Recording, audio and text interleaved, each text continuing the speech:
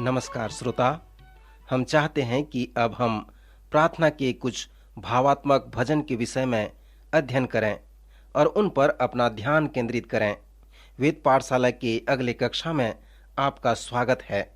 यह कक्षा संपूर्ण पवित्र शास्त्र का सर्वेक्षण है और हम अपने सर्वेक्षण में भजन संहिता की पुस्तक तक आ गए हैं। कृपया भजन 4 के इन वचनों को ध्यान से सुनें, जहां पर इस प्रकार लिखा है, हे मेरे धर्ममय परमेश्वर, जब मैं पुकारूं तब तू मुझे उत्तर दे। जब मैं सकेती में पड़ा तब तूने मुझे विस्तार दिया।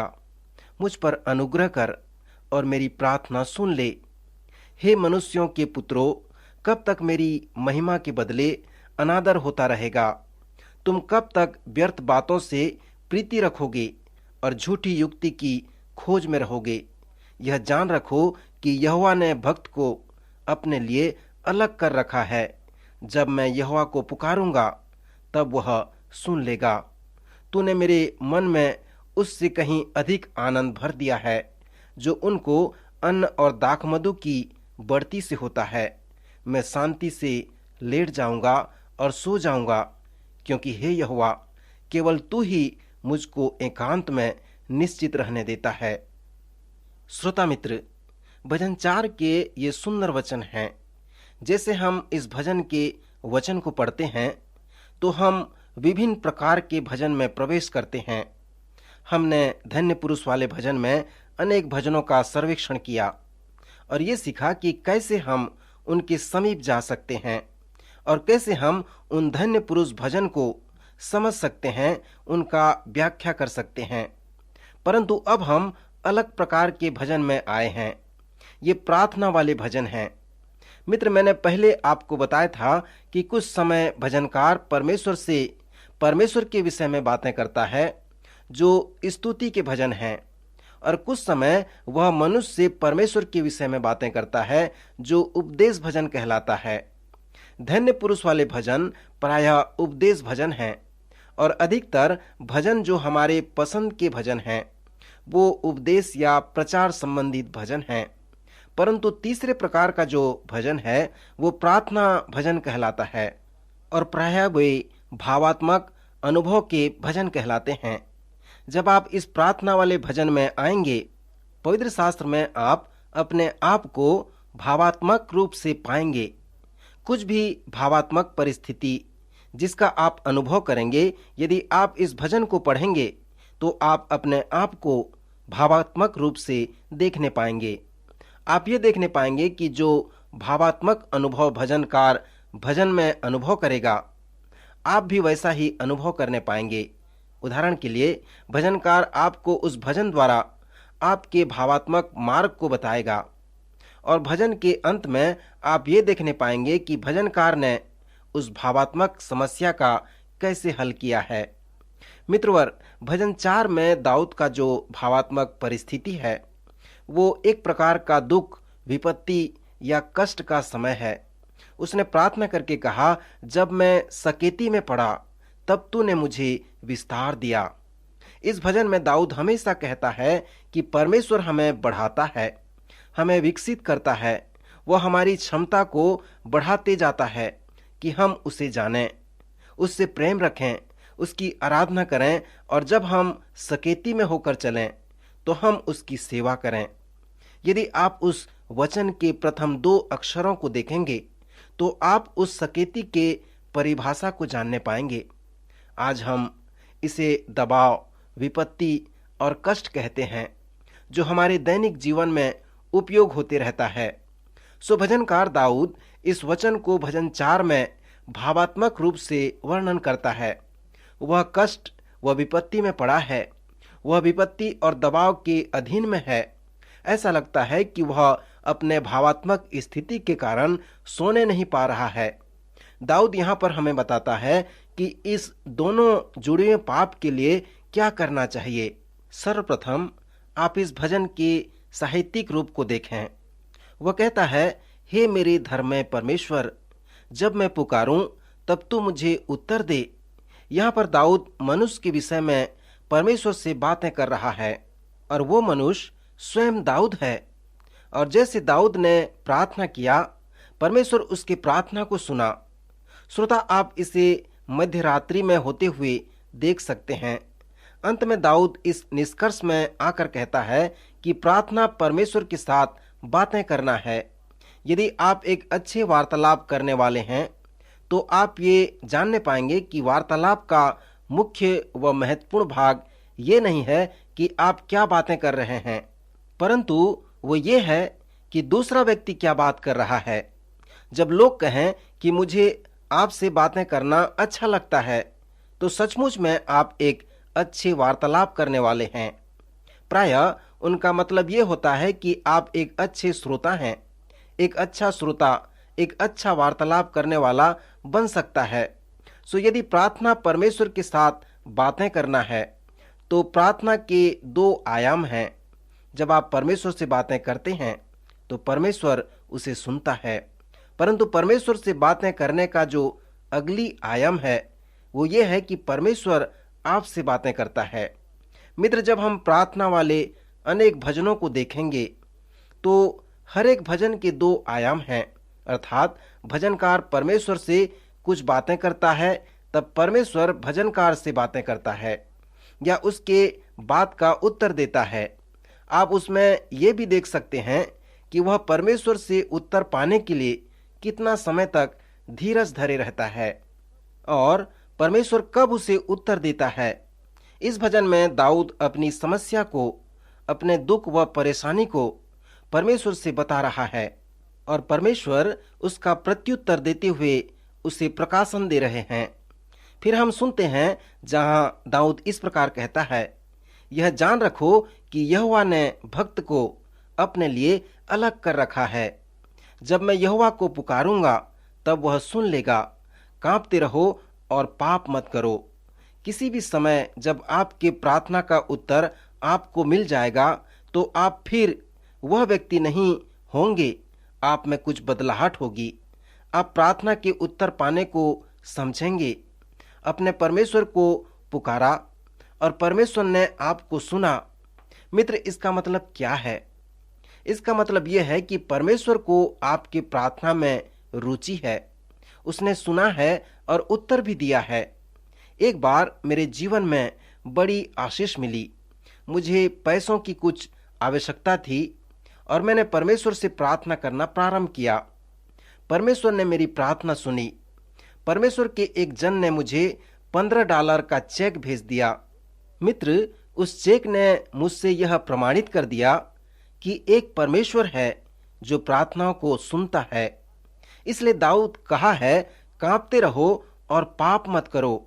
फिर परमेश्वर ने अपना वार्तालाप जारी रखा और दाऊद से कहा, अपने अपने बिछौने पर मन ही मन सोचो और चुपचाप रहो।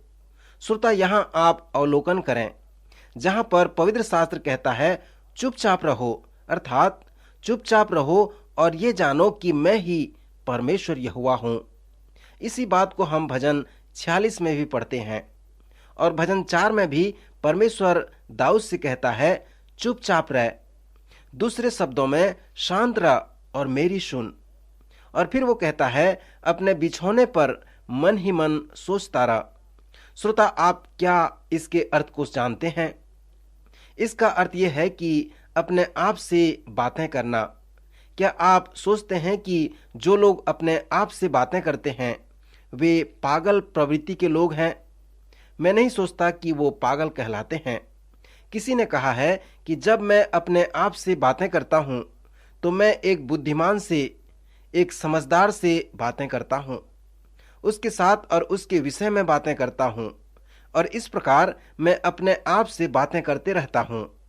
मित्र, मैं विश्वास करता हूं कि परमेश्वर जो भजनकार से कह रहा है वो ये है कि तुम अपने आप के साथ एक छोटी मीटिंग करो, एक सभा करो, अर्थात अपने बिछौने पर मन ही मन सोचो और चुपचाप शांत रहो। इसका क्या अर्थ है? परमेश्वर चाहता था कि दाऊद कुछ अच्छा कार्य करे। अनेक लोग और अनेक विश्वासी भी स्वार्थ साधक कार्य करना चाहते हैं। वे सही कार्य नहीं करना चाहते क्योंकि सही कार्य करना उनके लिए बड़ी कठिनाई का कारण बन जाता है। सही कार्य करने के लिए आपको कीमत चुकानी पड़ती है, इसलिए वे स्वार्थ साधक कार्य करते हैं। जब परमेश्वर ने दाऊद से बातें किया और जब दाऊद चुपचाप परमेश्वर की बातें सुनते रहा, तब परमेश्वर ने अपनी उंगली दिखाकर दाऊद को सही कार्य करने के लिए कहा। उसने कहा, धर्म के बलिदान चढ़ाओ और यहोवा पर भरोसा रखो। बहुत से हैं जो कहते हैं कि कौन हमको भलाई दिखाएगा। सो जब दाऊद परमेश्वर से प्रार्थना करता था तो यही उसके संकट का कारण था। श्रोता, आप यहाँ पर देखें कि परमेश्वर के साथ जो वार्तालाप करने का महत्वपूर्ण भाग है, वो परमेश्वर के साथ आपकी बातचीत नहीं है, परंतु परमेश्वर आपकी दीनता व नम्रता को देखना चाहता है। वो आपके पाप के लिए आपके पश्चातापी जीवन को देखना चाहता है और उसके प्रति वो आपके आराधना व उपासना के रुचि को देखना चाहता है। फिर वो ये भी देखना चाहता है कि आप अपनी मांगें उसके समक्ष रखें। सो बहुत सारी बातें हैं जिसे परमेश्वर आपसे सुनना चाहता है, परंतु परमेश्वर के साथ आपका वार्तालाप करना महत्वपूर्ण भाग नहीं है, परंतु वो जब हमसे बातें करता है, हमें उत्तर देता है, वो महत्वपूर्ण है। सो मित्र, हमने देखा कि प्रार्थना करना परमेश्वर के साथ वार्तालाप करना है और प्रार्थना के दो आयाम हैं।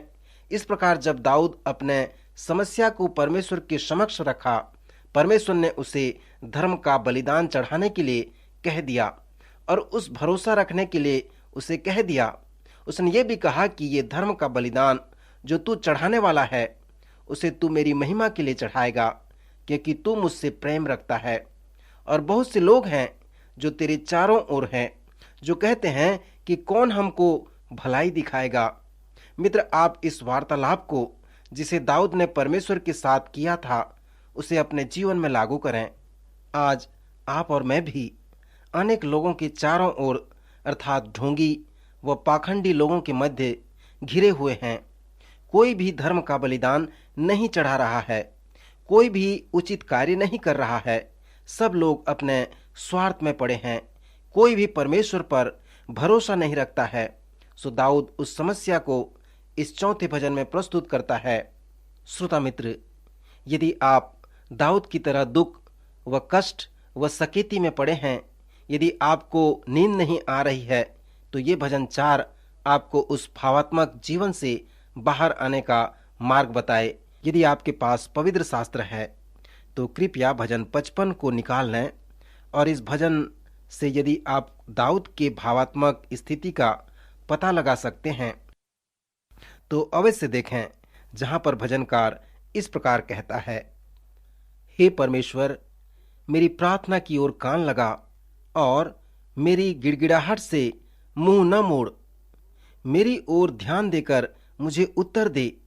मैं चिंता के मारे छटपटाता हूं और व्याकुल रहता हूं, क्योंकि शत्रु कोलाहल और दुष्ट उपद्रव कर रहे हैं। हे प्रभु, उनको सत्यानाश कर और उनकी भाषा में गड़बड़ी डाल दे, क्योंकि मैंने नगर में उपद्रव व झगड़ा देखा है। परंतु मैं तो परमेश्वर को पुकारूंगा और यहोवा मुझे बचा लेगा। सांझ को, भोर को, दोपहर को, तीनों पहर मैं दुहाई दूंगा और कहराता रहूंगा और वह मेरा शब्द सुन लेगा। अपना बोझ यहोवा पर डाल दे, वह तुझे संभालेगा। वह धर्मी को कभी टलने न देगा। परंतु हे परमेश्वर, तू उन लोगों को विनाश के गड्ढे में गिरा देगा। हत्यारे और छली मनुष्य अपनी आधी आयु तक भी जीवित न रहेंगे, परंतु मैं तुझ पर भरोसा रखे रहूंगा। श्रोता मित्र, इस सर्वेक्षण में मैंने कई बार बताया कि पहला व दूसरा शमूएल और इतिहास की पुस्तक को पढ़ने से आप उसके ऐतिहासिक परिप्रेक्ष्य को भजन संहिता में भी प्राप्त कर सकते हैं। सो जब आप भजनों को पढ़ते हैं तो वे ऐतिहासिक परिप्रेक्ष्य बहुत महत्वपूर्ण होते हैं। आप प्रारंभिक भजनों में इसे नहीं प्राप्त कर सकते, परंतु आप उस भजन के सारांश को पढ़कर उसके संदर्भ को स्थापित कर सकते हैं। भजन 55 के केंद्र में हम विश्वास करते हैं कि दाऊद ने उसे उस समय लिखा जब उसने अपने पुत्र अबशालोम से वचन प्राप्त किया। वो उससे बहुत प्रेम रखता था परंतु वही एक व्यक्ति था जिसे यह सलाह दिया गया कि उसके पिता के पत्नियों के साथ वह कुकर्म करे। सो अहीतोपेल ने इस अत्याचार के लिए अबशालोम को सलाह दिया, जो दाऊद का एक अच्छा मित्र था और एक अच्छा सलाहकार भी था। मित्र, क्या आप कल्पना कर सकते हैं कि वही दाऊद भजन 23 को कैसे लिखा होगा, जिसने उसमें कहा, मेरे पास हरी हरी चराइयां हैं, सुखदाई जल के झरने हैं, मेरा कटोरा उमड़ रहा है, मेरे जीवन के लिए सर्वदा उमड़ रहा है। आप इस भजन को पढ़कर ये सोचते होंगे कि दाऊद के जीवन में समस्या नहीं होगा। भजन 55 में दाऊद द्वारा वर्णन किए गए उसके भावात्मक स्थिति को देखें, जहां पर वो कहता है कि मैं शोकित व व्याकुल हूं। वो कहता है, मैं चिंता के मारे छटपटाता हूं। मित्र, यह एक बड़ा रोचक अनुभव है। किसी ने कहा है, खाली बर्तनों से बहुत आवाज आती है। भरे हुए ड्रम को हथौड़े से मारने से कम आवाज आती है, परंतु खाली ड्रम को मारने से बहुत आवाज आती है। मित्र, हमें आज्ञा दिया गया है कि हम पवित्र आत्मा से भरे रहें। मेरे परिवार के लोग आपको बताएंगे कि जब मैं पवित्र आत्मा से भरा रहता हूं तो अधिक आवाज नहीं करता, परंतु जब मैं पवित्र आत्मा से भरपूर नहीं होता तो अधिक आवाज करता हूं। मैं सोचता हूं कि दाऊद हमसे कहता है कि जब इस भजन को लिखा तो वह पवित्र आत्मा से भरपूर नहीं था, या जब उसके साथ ऐसी परिस्थिति हुई थी तो वह पवित्र आत्मा से भरपूर नहीं था। इस समय में परमेश्वर उसका चरवाहा नहीं था, पर वह स्वयं अपने जीवन का चरवाहा था और इसलिए वह अपने आप को पाप की ओर ले चला था। उसने व्यभिचार व हत्या का पाप किया था और उस पाप को वह ढांपना चाहता था। उसे दूसरों को नहीं बताना चाहता था। उस समय परमेश्वर के साथ उसकी संगति टूट गई थी और परमेश्वर भी उसका चरवाहा नहीं था। सो उस पाप के लिए वो परमेश्वर से प्रार्थना करता है। वो उस कड़वे अनुभव को अनुभव करके कहता है, मैं शोकित व व्याकुल हूं, मैं चिंता के मारे छटपटाता हूं। हे परमेश्वर, मेरी प्रार्थना की ओर कान लगा और मेरी गिड़गिड़ाहट से मुंह न फेर। वो अपने भावात्मक स्थिति को जारी रखते हुए कहता है, मेरा मन भीतर ही भीतर संकट में है। जिस प्रकार अय्यूब की पुस्तक में हमने देखा कि उसका हृदय टूट गया था, उसी प्रकार दाऊद का हृदय भी टूट गया था। उसके हृदय में ठेस लगी थी। फिर वो इस भजन में कहता है, मृत्यु का भय मुझ में समा गया है, भय व कंपकपी ने मुझे पकड़ लिया है। मित्र, यहाँ पर स्मरण करें, यह वही मनुष्य है जिसने लिखा है, मैं दुष्ट से न डरूंगा, परंतु अब अपने पाप में स्वभाव में वो लिखता है, भय और कंपकपी ने मुझे पकड़ लिया है और इसलिए मुझ पर ऐसा बीत रहा है। फिर वो लिखता है, क्योंकि मैंने नगर में उपद्रव व झगड़ा देखा है, लोगों की हत्या हो रही है और एक ऐसा युद्ध हो रहा है जिसका वर्णन नहीं किया जा सकता। इस सभी बातों के लिए जो उसके साथ प्रतिक्रिया होती है, तो वो कहता है, भला होता कि मेरे कबूतर के से पंख होते तो मैं उड़ जाता और विश्राम पाता और उड़ते उड़ते दूर निकल जाता और जंगल में बसेरा लेता। फिर वो कहता है, सेला, जिसका अर्थ है रुको और उसके विषय में थोड़ा विचार करो। कुछ समय के पश्चात दाऊद कुछ अलग निष्कर्ष में आता है और फिर कहता है, परंतु मैं तो परमेश्वर को पुकारूंगा और यहोवा मुझे बचा लेगा। दाऊद ने कभी भी यहोवा के उद्धार पे संदेह नहीं किया और कहा, मैं परमेश्वर को पुकारूंगा और यहोवा मुझे बचा लेगा। सांझ को, भोर को, दोपहर को, तीनों पहर मैं दुहाई दूंगा और कराहता रहूंगा और वह मेरा शब्द सुन लेगा। फिर वो हम देखते हैं कि दाऊद अपने प्रार्थना का उत्तर पाता है। परमेश्वर उसकी प्रार्थना को सुनते हैं और उत्तर देते हैं। फिर दाऊद कहता है, उसने मुझे कुशल के साथ बचा लिया है। यद्यपि यह अभी तक नहीं हुआ है, परंतु दाऊद को ये दृढ़ निश्चय है कि परमेश्वर उसे बचा लेगा। मित्र, आपको स्मरण होगा कि जब हमने दूसरे शमूएल का सर्वेक्षण किया था तो हमने देखा था कि अबशालोम ने संपूर्ण राष्ट्र को दाऊद के विरोध में कर दिया था, परंतु परमेश्वर ने दाऊद जैसे उस सामर्थी जन का उपयोग किया ताकि वह अबशालोम से संपूर्ण राष्ट्र व दाऊद को बचा सके। दाऊद जिस भावात्मक परिस्थिति का वर्णन करता है उसे हम कुछ ही लोग समझ सकते हैं। मित्र, क्या आप कभी शोक, व्याकुलता और क्लेश विपत्ति का अनुभव किए हैं? यदि ऐसी परिस्थिति आपकी भी है तो आप दाऊद के उन भजनों को पढ़ें जहां पर उसका भावात्मक परिस्थिति है। दाऊद को यह मालूम था कि शोक व व्याकुलता के समय भावात्मक रूप के साथ उसे क्या करना है, इसलिए उसने भजन 55 में उसके विषय में वर्णन किया है। दाऊद ने कहा, मैं परमेश्वर को पुकारूंगा और मुझे मालूम है कि परमेश्वर मेरे प्रार्थना का उत्तर देगा। वो मुझे छुड़ाएगा और मुझे बचा लेगा। मेरे मित्र, दाऊद रो रो कर परमेश्वर से विनती करता है। वो कहता है, हे परमेश्वर, एक ही रास्ता है कि अवश्य आ और मुझे छुड़ा ले। यदि तू नहीं आएगा और नहीं छुड़ाएगा तो मेरा छुटकारा नहीं हो पाएगा। इसलिए हे परमेश्वर, मैं तुझे पुकारता हूं। यहोवा को पुकारने के द्वारा दाऊद उदाहरण देकर हमें बताया है कि जब हम अपने आप को दुख व क्लेश में पाते हैं तो हमें क्या करना है। जब वो कहता है, अपना बोझ यहोवा पर डाल दे, वह तुझे संभालेगा। मित्र, ये शांति के बहुत ही अच्छे वचन हैं, अर्थात जिनका मन टूटा हुआ है, जिन्हें ठेस लगी है, उनके लिए ये सांत्वना के अच्छे शब्द हैं। आपका बोझ क्या है मुझे नहीं मालूम, और मेरा बोझ क्या है आपको भी नहीं मालूम।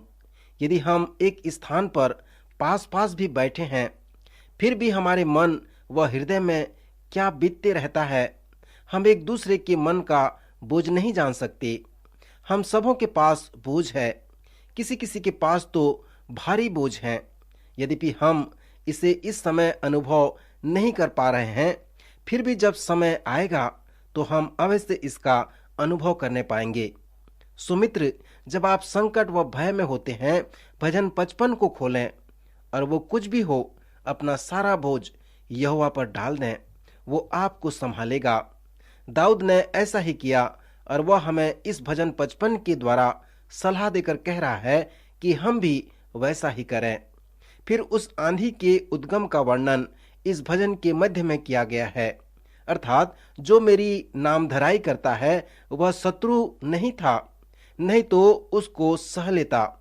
जो मेरे विरुद्ध बड़ाई मारता है वह मेरा बैरी नहीं है, नहीं तो मैं उससे छिप जाता, परंतु वो तो तू ही था जो मेरी बराबरी का मनुष्य, मेरा परम मित्र और मेरी जान पहचान का था। हम दोनों आपस में कैसी मीठी मीठी बातें करते थे और भीड़ के साथ परमेश्वर के भवन को जाते थे। उसने अपने मेल रखने वालों पर भी हाथ छोड़ा है, उसने अपनी वाचा को तोड़ दिया है। श्रोता, क्या आपने कभी इस प्रकार का अनुभव किया कि जो आपका परम मित्र है वो आपके विरुद्ध हो जाए और आपको धोखा दे दे? तो आपका मन कैसा टूट जाएगा। अहीतोपेल, जो उसका परम मित्र और सलाहकार था, उसने दाऊद को धोखा दे दिया।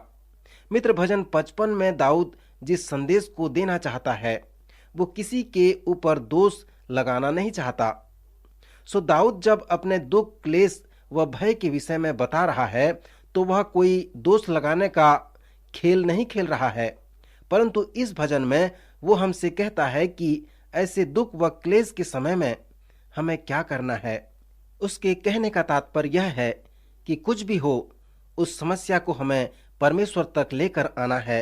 सो जब आप सकेती में होकर चलते हैं, जब आपका मन टूट जाता है, जब आपके मन को ठेस लगती है, तब आप दाऊद के जैसे अपनी सारी समस्याओं को परमेश्वर के ऊपर ले आएं और अपना सारा बोझ यहोवा पर डाल दें, तो वह आपको संभालेगा।